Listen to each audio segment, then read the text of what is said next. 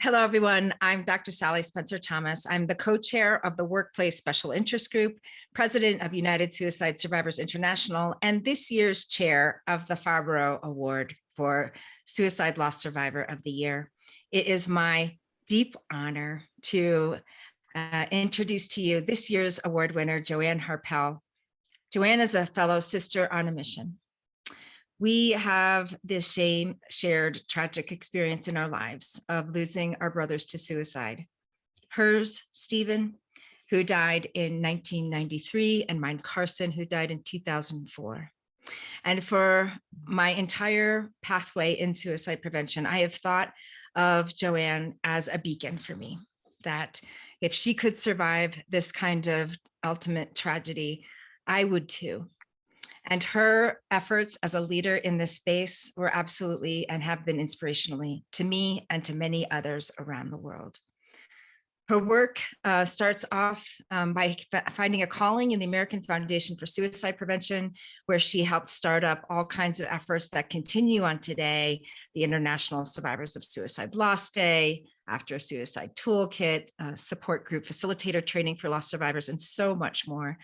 She went on to develop her own organizations, founded in 2013, Coping After a Suicide, where her tagline is, "I've been there and I'm here." And then also her nonprofit organization, Rethinking the Conversation. Joanne, for 20 years, you have been a beacon for so many of us. Congratulations on this very deserved award. Sally, thank you so much. And I want to thank the International Association for Suicide Prevention and all of you who work in this field. Some of you, because like me, you were touched by it personally, and others because although you could devote your time and your attention and your talent to almost any cause, you've chosen our cause. So this is the magnificent plaque. I hope you can see it, that I received in the mail.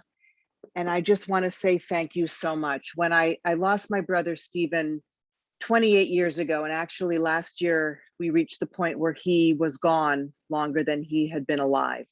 And I remember just 6 weeks after he died, going to my very first program event for survivors of suicide loss.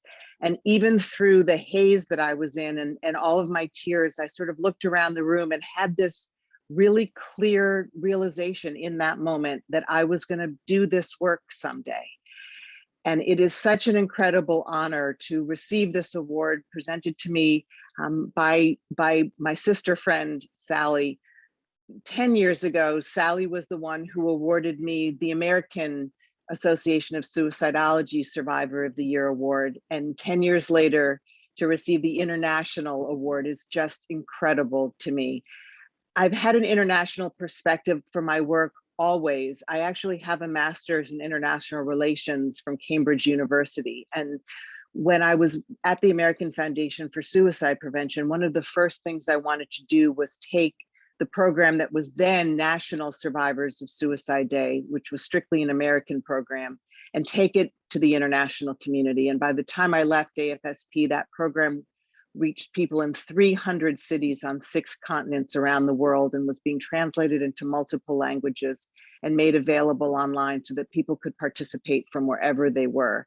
And one of the things that I noticed then and continue to notice to this day is that no matter where survivors of suicide loss are, whether they're in Ghana or Italy or Pakistan or in an indigenous community north of the Arctic Circle, they talk about the same things, they feel the same things, they understand one another, and they're seeking the same kind of support and understanding and healing.